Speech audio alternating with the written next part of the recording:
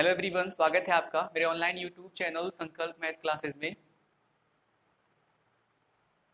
अब से मैं अपने इसी चैनल के माध्यम से कंपटीशन लेवल के मैथ्स एप्टीट्यूड यानी कि मैथ्स और रीजनिंग की क्लास भी करवाऊंगा।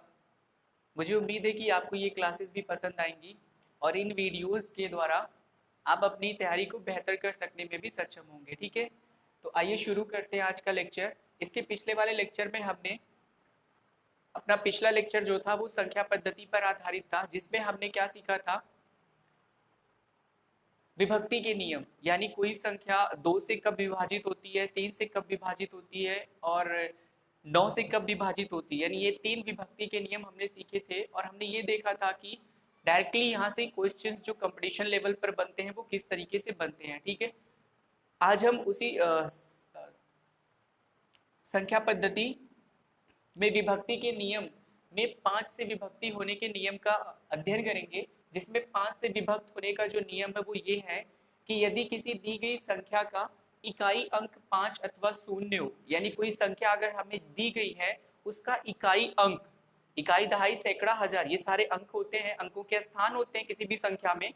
तो अगर इकाई का अंक 5 अथवा 0 यानी 0 या 5 में से कोई भी इकाई अंक पर हमें दिखे तो हम बता सकते हैं कि वो संख्या 5 से पूरी तरीके से विभाजित होगी। ठीक है, यानी कि कोई संख्या अगर है, कोई भी संख्या, जैसे मान लीजिए यहाँ एग्जांपल के तौर पे हमने एक संख्या लिखी हुई है 86,735 यानी 86735, तो इकाई अंक पर क्या है 5 है और यहाँ पर 68730 यानी 68,730, यहाँ जो है इकाई का अंक वो कितना है 0। तो इकाई अंक या तो 5 या फिर क्या हो 0। तो 5 या 0 में से कोई भी एक अंक अगर इकाई के स्थान पर होता है तो वो पूरी संख्या जो होती है वो 5 से डिविजिबल होती है यानी विभाजित होती है। ठीक है, देखिए ये जो बेसिक कॉन्सेप्ट होते हैं इसको क्लियर रखना बहुत ही इंपॉर्टेंट होता है, क्योंकि क्वेश्चंस कभी कभी डायरेक्टली भी यहाँ से पुटअप किए जाते हैं एग्जाम में, कंपटीशन लेवल के एग्जाम में, और कभी कभी इनडायरेक्टली भी यहाँ से क्वेश्चंस आते हैं। इनडायरेक्टली क्वेश्चंस को सॉल्व करने के लिए हमें ये कॉन्सेप्ट पूरी तरीके से क्लियर होना चाहिए, अदरवाइज हम चीज़ों को आते हुए भी उसको सॉल्व नहीं कर पाएंगे क्योंकि बेसिक हमारा क्लियर नहीं होगा। ठीक है, तो सबसे पहले हम क्या करते हैं, अपने बेसिक्स कॉन्सेप्ट को क्लियर करते हैं। ठीक है, तो ये सारी की सारी चीज़ें बेसिक ही है, एकदम बेसिक चीज़ें ही हम यहाँ पर सीख रहे हैं कि कोई संख्या 2 से कब विभाजित होती है, 3 से कब विभाजित होती है। पिछले लेक्चर में हमने जातीय मान यानी लोकल वैल्यू, उसको फेस वैल्यू भी बोलते हैं इंग्लिश में, और प्लेस वैल्यू यानी कि स्थानीय मान किस तरीके से निकाला जाता है, ये सारी चीजें भी हमने सीखा। कई बार एग्जाम में छोटे क्वेश्चंस भी आ जाते हैं और हम बड़े क्वेश्चंस को सॉल्व करने के लिए छोटे क्वेश्चंस को लीव कर देते, छोड़ देते हैं, क्योंकि कॉन्सेप्ट हमारा क्लियर नहीं होता। तो अगर कॉन्सेप्ट हमारा बेसिक क्लियर है तो हम बड़े आराम से उन क्वेश्चंस को भी सॉल्व कर सकते हैं। जो डायरेक्टली आए हैं उसको तो कर ही सकते हैं और इनडायरेक्टली क्वेश्चंस जो आते हैं उनको भी हम इजिली सॉल्व कर पाएंगे। ठीक है, तो 5 से विभक्त होने का नियम हमने सीखा कि कोई भी संख्या 5 से तब विभाजित होती है जब उसके इकाई का अंक या तो 0 हो, 0 या फिर 5 यानी कि 5 हो। ठीक है, फिर अगला है 4 से विभक्त होने का नियम, यानी कोई भी संख्या 4 से कब विभाजित होती है, तो कोई दी गई संख्या 4 से विभक्त तभी होगी जब उसके दहाई और इकाई अंकों से बनी संख्या, यानी दहाई और इकाई अंकों से बनी संख्या 4 से पूर्णतः क्या हो, विभाजित हो। यानी कोई संख्या, दी हुई संख्या 4 से कब कटेगी, तो 4 से तभी विभाजित होगी जब उस संख्या का दहाई और इकाई पर जो अंक लिखे हैं उन अंकों से बनी हुई संख्या 4 से पूरी तरीके से विभाजित हो। जैसे एग्जांपल के लिए मैंने यहाँ आपके लिए लिखा हुआ है 9,78,132 यानी 9,78,132, 9,78,132। बोला क्या है कि दहाई और इकाई से बनने वाली संख्या, तो दहाई 3 है और इकाई कितना है 2, यानी दहाई एवं इकाई अंकों से बनी संख्या कितनी हो जाएगी 32। दहाई और इकाई से बनी संख्या कितनी 32, और हम सबको पता है कि 32 4 से डिविजिबल है, 4 से तो कट ही जाएगा क्योंकि 4 का मल्टीपल है, गुणज 4 8 32, तो फिर 32 4 से पूर्णतः विभाजित है। अगर 32 4 से पूर्णतः विभाजित है जो, तो इस स्टेटमेंट के माध्यम से, यानी जो ये कथन कह रहा है, ये कथन यही कह रहा है कि कोई दी गई संख्या 4 से विभक्त तभी होती है जब उस संख्या के दहाई और इकाई अंकों से बनी संख्या 4 से पूरी तरीके से विभाजित हो। तो 4 से विभाजित हो गया, 32 4 से पूरी तरीके से विभाजित होता है, इसलिए संख्या 978132 यानी 9,78,132 भी क्या होगा, 4 से विभाजित होगा। ठीक है, तो ये विभाजन के नियम में हमने दो और पढ़े, एक 5 से और एक 4 से। मुझे उम्मीद है कि आपको ये बेसिक कॉन्सेप्ट अच्छी तरीके से क्लियर हो रहा होगा। अभी हम क्या करते हैं, इसके आगे 8 से विभक्ति का नियम पढ़ते हैं, क्योंकि 4 और 8 से विभक्ति का नियम एक ही तरीके के रूल है। ठीक है, जैसे हमने 3 के बाद 9 पढ़ा क्योंकि वो एक ही तरीके के रूल पर डिपेंड करते हैं, वैसे ही हम 4 और 8 को भी एक साथ पढ़ेंगे। ठीक है, तो देखते हैं 8 से विभक्ति के क्या नियम होते हैं।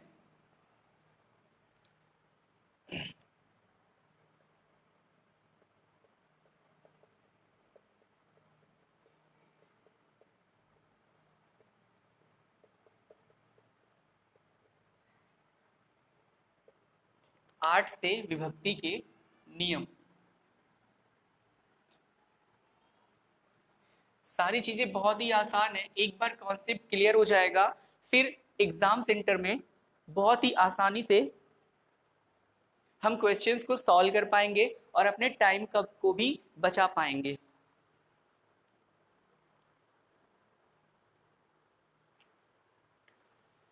तो चलिए देखिए 8 से विभक्ति के क्या नियम है। कोई दी गई संख्या 8 से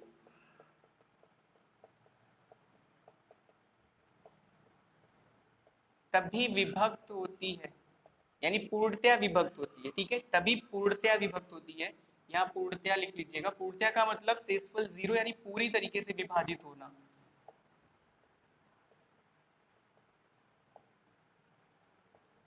पूर्णतया विभक्त होती है यदि उसके उसके यानी कि उस संख्या के सैकड़े, दहाई एवं इकाई के अंकों से बनी संख्या पूर्णतया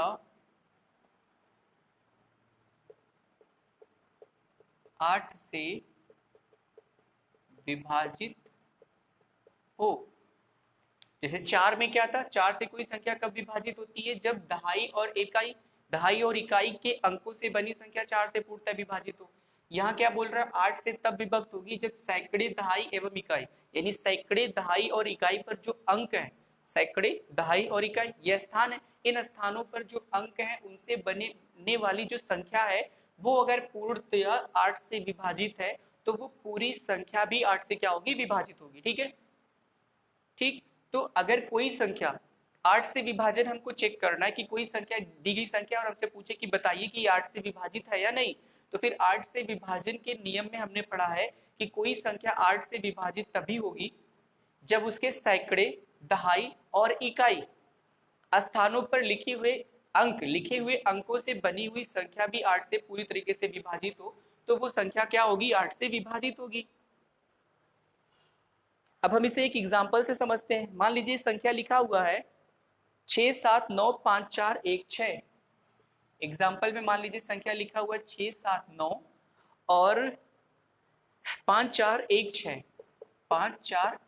मान लीजिए ये संख्या लिखी है और हमसे पूछा है कि बताइए कि ये संख्या जो है वो 8 से पूरी तरीके से विभाजित है या नहीं। तो फिर कैसे करेंगे, देखिए सैकड़े, दहाई एवं इकाई पर जो अंक हैं उनसे संख्या बनाएंगे, तब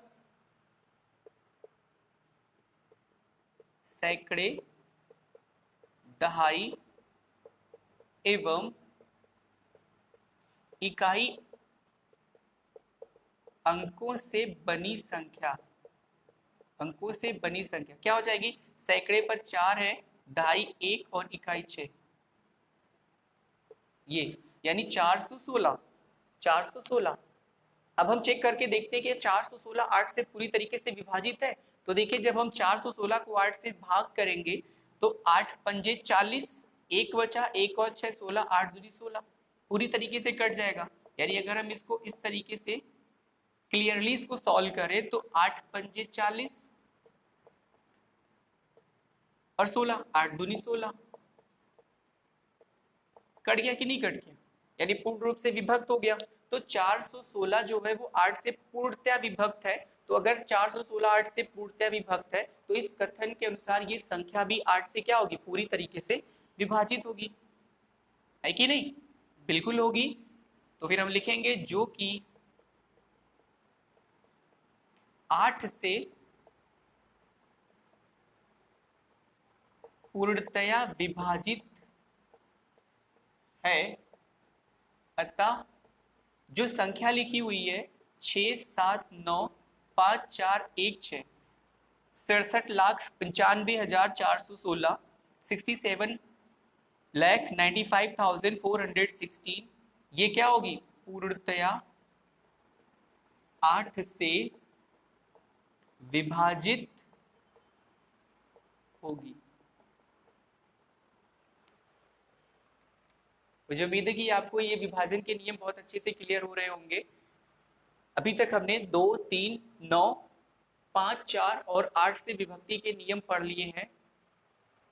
अब हम 11 से विभक्ति के नियम देखेंगे, ठीक है? यानी किस तरीके से हम पता करेंगे कि दी गई संख्या 11 से पूर्ण रूप से विभाजित है या नहीं है, इसके लिए कौन सी कंडीशन है वो हम देखते हैं, ठीक है? तो नेक्स्ट हम पढ़ते हैं क्या है, सीखते हैं 11 से विभक्त होने के नियम। 11 से विभक्त होने के नियम, यानी कोई संख्या 11 से कब विभक्त होगी, यानी पूर्ण रूप से विभाजित कब होगी 11 से, इसका नियम हम पढ़ेंगे, ठीक है?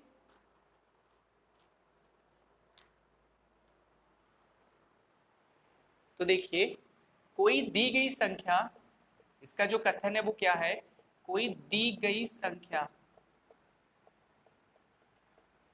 11 से पूर्णतया तभी विभाजित होगी, पूर्णतया तभी विभाजित होगी यदि इकाई से बाईं ओर चलने पर सम स्थानों पर लिखे अंकों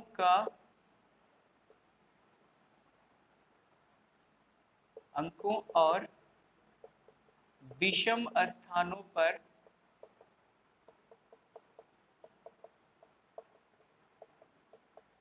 लिखे अंकों के योग का अंतर 0 या 11 से पूर्णतया विभाजित हो। यानी कोई दी गई संख्या 11 से पूर्णतया कब विभाजित होगी, तभी विभाजित होगी यदि इकाई से बाईं ओर चलने पर। इकाई से बाईं ओर चलने का क्या मतलब है, मान लीजिए कोई संख्या 4, 6, 9, 11 इस तरीके से लिखा है, इकाई अंक यहाँ है कितना 11, तो इकाई से बाईं ओर, बाईं का मतलब इस तरफ चलने पर, इस तरफ, ठीक है? तो बाईं ओर चलने पर सम स्थानों पर लिखे अंकों और विषम स्थानों पर लिखे अंकों के योग का अंतर, यानी सम स्थान और विषम स्थान का क्या मतलब होता है, जैसे मान लीजिए इसी संख्या की बात करें तो ये पहली, यानी जो इकाई है ये पहला स्थान है, यानी ये एक स्थान, ये दूसरा, ये तीसरा, ये चौथा और ये पांचवा। आप सबको पता है कि वो अंक, वो संख्या जो 2 से डिविजिबल यानी 2 से कटती है वो सम, तो 2 और 4 इस तरीके से अगर आगे भी संख्या होती, छठवां, आठवां, तो ये सब स्थान 2 से कट रहे कि नहीं कट रहे, दूसरा यानी 2 से उसको रिप्रेजेंट कैसे कर रहे हैं, 2 से, चौथा 4, छठा 6, आठवां 8, तो ये जो सारे अंक है वो कैसे, ये सारी संख्याएं कैसी हैं, सम, तो इससे जो रिप्रेजेंट हो रहे हैं स्थान वो हो जाएंगे सम स्थान। और ये पहला, तीसरा, पांचवा ये सब क्या है, विषम, ये कैसी संख्या है, विषम, तो ये स्थान हो जाएंगे विषम स्थान। यानी शुरुआत विषम से होती है, विषम, फिर एक सम, फिर विषम, सम, विषम, तो इस तरीके से विषम और सम स्थान होते हैं वो स्थान विषम स्थान होते हैं जो विषम अंकों से रिप्रेजेंट यानी प्रदर्शित किए जाते हैं, और वो स्थान सम स्थान होते हैं जो सम अंकों से प्रदर्शित होते हैं। जैसे दूसरा 2, चौथा 4, छठा 6, तो ये सम अंकों से यानी सम संख्याओं से रिप्रेजेंट हो रहे हैं, प्रदर्शित हो रहे हैं, इसलिए ये सम स्थान है। और जो 1, 3, 5 यानी पहला, तीसरा, पांचवा और सातवां, नौवां, ये सब जो स्थान होंगे किसी भी संख्या में किसी भी अंक के, तो ये विषम स्थान होंगे। ठीक है, अब इसने बोला है कि विषम स्थान और सम स्थान पर लिखे हुए अंकों का योग का अंतर, यानी सम स्थान पे जितने अंक हैं उनका योग, विषम स्थान पर जितने अंक हैं उनका योग, और फिर इन दोनों का अंतर। जैसे मान लीजिए अगर हमें एग्जाम्पल के रूप में इसी संख्या पर चेक करना है कि बताइए कि ये संख्या 11 से विभाजित है या नहीं, तो हम क्या करेंगे, सम स्थान इकाई से शुरू करके बाईं ओर ये बायां होता है, तो सम स्थान पर सम स्थान के अंकों का योग निकालेंगे। कितना अंकों का योग कितना आएगा, तो सम स्थान कौन है, ये सम है, ये सम है, यानी दूसरा, चौथा, उसके बाद पांचवा, फिर छठा है ही नहीं इसमें, तो सम स्थान के अंकों का योग 6 और 1 यानी कितना, 7। फिर बचे हुए जितने अंक है जो स्टार से मैं यहाँ दिखा रहा हूँ, ये विषम अंक है क्योंकि ये पहला, तीसरा और पांचवा यानी 1, 3 और 5 विषम अंकों से रिप्रेजेंट है, प्रदर्शित है। तो फिर ये हो जाएगा विषम स्थान के अंकों का योग जो होगा वो कितना हो जाएगा, 1, 9 और कितना, 4, है कि नहीं। सम स्थान विषम स्थान आई थिंक आप समझ गए होंगे। सम स्थान जो सम संख्याओं से प्रदर्शित हो, जैसे दूसरा स्थान दो आ रहा है कि नहीं उसमें, और 2 सम होता है, चौथा स्थान 4 आ रहा है कि नहीं, तो फिर चौथा स्थान सम स्थान। इस तरीके से पहला, तीसरा, पांचवा, सातवां, नौवां ये सारे स्थान विषम स्थान। 9, 1, 10, 4 कितना हो जाएगा, 14। अब सम स्थान पर अंकों के योग है 7 और विषम स्थान पर अंकों का योग है 14। अंतर हमेशा बड़े में से छोटा माइनस करके निकाला जाता है, तो अंतर जब आप निकालेंगे तो अंतर हो जाएगा 14 - 7। 14 में से 7 जाएगा, 7 आएगा। अब 7 ना तो 0 है, 7 ना तो 0 है और ना ही 11 से विभक्त हो रहा है कि नहीं। 7 जो है वो 0 के बराबर तो है नहीं, और ना ही 11 से विभक्त हो रहा है, क्योंकि 11 से विभक्त होने वाली संख्याएं 11 से स्टार्ट होंगी, या तो 11 या तो 22 या फिर 33 इस तरीके से। तो 7 11 से भी विभाजित नहीं है और ना ही 0 है, इसलिए ये संख्या जो यहाँ पर लिखा हुआ है 46,911 यानी 46911 ये 11 से विभाजित नहीं है। ठीक है, अतः संख्या 46911 11 से पूर्णतया विभाजित नहीं होगा। ठीक, देखिए क्लास में हम सारी चीजें क्लियरली इसी तरीके से पढ़ेंगे लिखकर, पर जब हम कंपटीशन लेवल पर वहां पर क्वेश्चन सॉल्व करेंगे, या जब हम क्वेश्चंस को सॉल्व करेंगे यहाँ पे, तो इतना सारी चीजें हमको करने की जरूरत नहीं है। ये सारी चीजें हम कर नहीं सकते क्योंकि ये सारा टाइम टेकन होता है, टाइम टेकन प्रोसेस है, यानी टाइम हमारा कंज्यूम कर लेगा, ढेर सारा टाइम ले लेगा ना अगर ये सारी चीजें हम लिखेंगे। तो यहाँ पर तो हम लिखकर सीखते हैं क्योंकि ये क्लास है, बेसिक क्लास है, तो सारी चीजें हम यहाँ लिखकर सीखते हैं। पर जब हम क्वेश्चन सॉल्व करेंगे तो उसको हम ऐसे नहीं करेंगे, इसमें से बहुत सारी चीजें हम डायरेक्टली करेंगे ताकि टाइम हमारा बच जाए। क्योंकि आप सबको पता है कि एग्जाम हॉल में, एग्जाम सेंटर यानी एग्जाम हॉल में जब हम बैठते हैं तो वहाँ पर टाइम मैनेजमेंट ही सब कुछ होता है कि नहीं। अगर टाइम हमारा मैनेज नहीं होता है तो आते हुए क्वेश्चंस भी हमसे छूट जाते हैं और फिर मार्क्स हमारे कम हो जाते हैं। तो वो चीज़ हमें यहाँ नहीं करनी है। हम यहाँ सीख तो रहे हैं सब कुछ, पर जब हम सेंटर पर सॉल्व करेंगे, एग्जाम हॉल में सॉल्व करेंगे, या जब हम प्रैक्टिस करेंगे यहीं पर क्वेश्चंस को सॉल्व करेंगे, मैं आपको करवाऊंगा क्वेश्चंस जो प्रीवियस ईयर्स में आए हुए हैं, तो वहाँ पर हम इस तरीके से नहीं करेंगे। इसमें से बहुत सारी प्रोसेस हम डायरेक्टली कर सकते हैं जो हम कर सकते हैं ताकि हमारा टाइम कुछ बचे और टाइम मैनेजमेंट हो सके। ठीक है, तो चलिए अब हम 11 से विभक्त होने का नियम भी हमने पढ़ लिया। इसमें हमने पढ़ा कि कोई भी अंक, कोई भी संख्या जो है वो 11 से तभी विभाजित होती है जब इकाई से बाईं ओर यानी इकाई संख्या से बाईं ओर चलने पर सम स्थानों पर लिखे अंकों का योग और विषम स्थानों पर लिखे अंकों के योग का अंतर जो है वो या तो 0 हो या फिर 11 से पूर्णतः विभाजित हो। या तो 0 हो या फिर 11 से क्या हो, पूर्णतः विभाजित हो। यहाँ 0 हो लिख लीजिएगा, 0 हो या 11 से पूर्णतः विभाजित हो, क्योंकि 0 से पूर्णतः विभाजित, 0 से अगर हमने विभाजित कर दिया फिर तो वो अपरिभाषित हो जाएगा, क्योंकि 0 से विभाजित यानी किसी संख्या को अगर हमने 0 से विभाजित किया तो वो मीनिंगलेस है, यानी परिभाषित नहीं है। ठीक है, तो इस तरीके से सम और विषम स्थान क्या होते हैं, मुझे ये भी आपने सीख लिया होगा। ठीक, तो चलिए अब इस पर बेस्ड कुछ क्वेश्चंस जो प्रीवियस ईयर्स में आए हुए हैं वो हम यहाँ पर सॉल्व करके देखते हैं।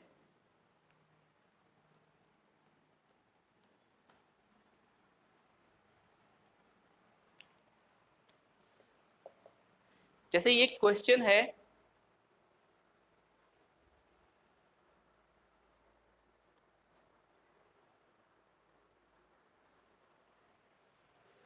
लिखा हुआ है 156, फिर यहाँ एक सिंबल स्टार। पिछले क्लास में भी हमने इस तरीके से क्वेश्चन सॉल्व किया था। और फिर इसके आगे है 942 यानी 942। और फिर क्वेश्चन ये बोला है कि लुप्त अंक ज्ञात करें जिससे यह संख्या 11 से पूर्णतः विभक्त हो। यानी लुप्त अंक, लुप्त मतलब छुपा हुआ, जैसे ये यहाँ स्टार के नीचे, स्टार के प्लेस पर, तो लुप्त अंक ज्ञात कीजिए जिससे संख्या 11 से पूर्णतया विभाजित हो, पूर्णतया क्या हो, विभाजित हो। तो देखिए इस तरीके से डायरेक्टली क्वेश्चंस भी आते हैं, इस तरीके से डायरेक्टली क्वेश्चंस भी आते हैं, पूर्णतया विभक्त हो। ठीक है, ठीक, इस तरीके से डायरेक्टली क्वेश्चंस भी आते हैं प्रीवियस ईयर्स के एग्जाम में। तो 156 और स्टार फिर 942, यहाँ लुप्त अंक आपको ज्ञात करना जिससे ये संख्या 11 से क्या हो, पूर्णतया विभाजित हो। अभी इसके पहले हमने क्या पढ़ा, 11 से विभाजित का नियम हमने पढ़ा। 11 से विभाजित होने के लिए कंडीशन क्या होती है, इकाई से शुरुआत करके बाईं ओर चलने पर जितने भी विषम अंक होते हैं उनका योग और जितने भी सम स्थानों पर लिखे हुए अंक होते हैं उनका योग, इनका अंतर अगर 0 हो, या तो 0 या फिर 11 से विभाजित हो, तो फिर वो पूरी संख्या जो है वो 11 से क्या होगी, विभाजित। यहाँ ऑप्शन जो लिखा हुआ, मैं ऑप्शन लिख देता हूँ ए, यहाँ लिखा हुआ ए ऑप्शन जो है वो 4 है, बी ऑप्शन 7 है, बी ऑप्शन जो है वो 7 है, फिर सी ऑप्शन 8 और डी ऑप्शन जो है वो 9 है। तो चलिए देखिए इसको किस तरीके से सॉल्व करेंगे। तो अंक संख्या हमारी है 156 स्टार 942। देखिए जो बिंदी में लगा रहा हूं ये विषम स्थान है, क्योंकि ये 1 3 5 इससे रिप्रेजेंट होते हैं, पहला, तीसरा, पांचवा और सातवां। फिर जो बचे हुए अंक हैं जो इस तरीके से रिप्रेजेंट हो रहे हैं ये सम स्थानों पर लिखे हुए अंक हैं। ठीक है, तब फिर सम स्थानों पर लिखे हुए अंकों का योग अगर हम करेंगे, यानी इसे इसे और इसे अगर हम जोड़ेंगे तो 5 प्लस स्टार इस तरीके से आ जाएगा और प्लस कितना 4, तो 5 4 हो गया 9 और 9 में प्लस हो गया स्टार, यानी एक चीज बच गई है क्योंकि ये हमें पता नहीं, ये लुप्त है। और जो विषम अंक है यानी 2 9 6 1, अगर हम इसे योग करते हैं तो 2 प्लस 9 प्लस 6 और प्लस कितना 1, तो 9 2 11, 11 1 12, 12 6 कितना हो जाएगा 18। अब अगर हम इसका अंतर करें, यानी 18 में से 9, अंतर करने का मतलब बड़े में से छोटा हमको माइनस करना है, तो अगर हम इसे माइनस करें तो 18 माइनस 9, इस तरीके से अंतर जब हम करेंगे, ठीक है, क्योंकि ये लुप्त संख्या ही हमको ज्ञात करनी है, और लुप्त संख्या ज्ञात करने के लिए तो 18 माइनस 9 और प्लस कितना, यहाँ स्टार जो इस तरीके से बना हुआ है, माइनस इसको सॉल्व करेंगे तो 18 माइनस 9 और फिर ये माइनस प्लस माइनस और यहाँ स्टार हो जाएगा, क्योंकि माइनस और प्लस का गुणा माइनस होता है। अभी 18 में से 9 जाएगा, कितना आएगा 9, 9 माइनस कितना स्टार। अब आप देखिए ये जो रिलेशन यहाँ पे 9 माइनस स्टार करके आया हुआ है, ये 11 से विभाजित कब हो सकता है, नियम में यही था कि या तो ये 0 आ जाए या फिर 11 से विभाजित हो जाए। अब देखिए जो ऑप्शन हमारे पास है, इन ऑप्शंस में हम चेक करते हैं कि इस स्टार के प्लेस पर क्या वैल्यू रखें कि 0 आए या फिर 11 से कोई विभाजित होने वाला अंक संख्या आए। तो देखिए 4 रखेंगे, अगर आप डायरेक्टली 4 रखेंगे तो 9 में से 4 जाएगा 5, कभी 0, 5 तो 0 है नहीं और ना ही 11 से विभाजित है, तो ये ऑप्शन तो रॉन्ग है। 7 अगर रखेंगे तो 9 में से 7 जाएगा, कितना आएगा 2, 2 ना तो 0 है और ना ही 11 से विभाजित होने वाली कोई संख्या है, इसलिए ये ऑप्शन भी रॉन्ग है। 8 अगर रखेंगे तो 9 में से 8 जाएगा, 1 आएगा, एक भी जीरो नहीं है और ना ही ये 11 से विभाजित हो रही है, तो इसलिए ये ऑप्शन भी रॉन्ग है। तो किसी भी क्वेश्चंस के 3 ऑप्शन अगर रॉन्ग है तो चौथा ऑप्शन अपने आप सही हो जाता है। यानी अगर हम यहाँ 9 रखेंगे तो 9 माइनस 9 कितना हो जाएगा, 0, और 9 माइनस 9 0 हो गया। इसका मतलब कौन सा ऑप्शन राइट है, डी ऑप्शन हमारा क्या है, सही है। ठीक है, तो इस तरीके से हम इसको सॉल्व कर लेते हैं। ठीक, अभी ये प्रोसेस कुछ लेंदी आपको लग रहा है, लेकिन जब आप प्रैक्टिस करेंगे तो यही प्रोसेस बहुत इजीली आप कर ले जाएंगे, क्योंकि ये जो प्लस वगैरह करना होता है ये डायरेक्टली हम कर सकते हैं। ठीक है, यानी डायरेक्टली प्लस करके हम ये और ये लिख सकते हैं, तो ये सारी चीज़ें नहीं करनी पड़ती, तो हमारा टाइम भी मैनेज हो जाता है। ठीक, चलिए एक और क्वेश्चन की प्रैक्टिस कर लेते हैं।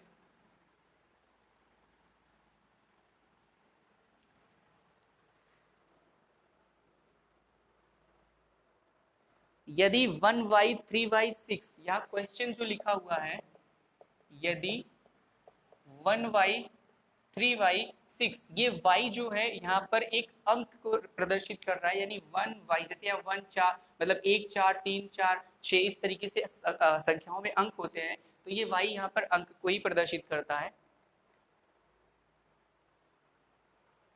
पूर्णतया 11 से विभक्त हो तो y का मान, बोला है कि पूर्णतया 11 से विभक्त हो तो y का मान ज्ञात कीजिए। यानी y का मान हमें बताना है कि y क्या हो सकता है, और यहाँ ऑप्शन ए दिया हुआ है कितना, 6, ऑप्शन बी दिया हुआ है 2, ऑप्शन सी दिया हुआ है 1, और ऑप्शन डी दिया हुआ है कितना, 5। तो इस पे हमें चेक करना है कि कौन सा ऑप्शन राइट है। ठीक है, तो देखिए ये किससे विभाजित हो रहा है, 11 से। तो 11 से विभाजन के लिए हमने क्या पढ़ा है, 1y 3y 6। तो 11 से विभाजन होने के लिए हमने पढ़ा है कि जो विषम अंक पर, विषम स्थानों पर जो संख्या होती है और जो सम स्थानों पर जो संख्या अंक होते हैं, यानी विषम स्थानों पर जो अंक होते हैं और सम स्थानों पर जो अंक होते हैं उनके योग का अंतर। तो देखिए ये पहला, ये तीसरा और ये पांचवा, यानी ये और ये विषम स्थानों पर लिखे गए हैं, और बचे हुए जो ये दोनों हैं ये किस पर है, सम, क्योंकि ये दूसरा और ये चौथा, तो 2 और 4 सम, तो समस्थान हो गया। तो विषम स्थानों पर लिखे हुए अंकों का योग अगर आप करें तो 6 3 9 1 10, यानी 6 + 3 + 1 बराबर कितना, 10। ये विषम स्थानों पर, ठीक है, ये विषम स्थानों के अंकों का योग है, अंकों का योग।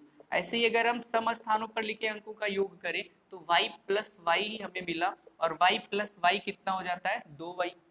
y + y कितना हो जाएगा, 2y, 1y मिलकर कितने y, 2y।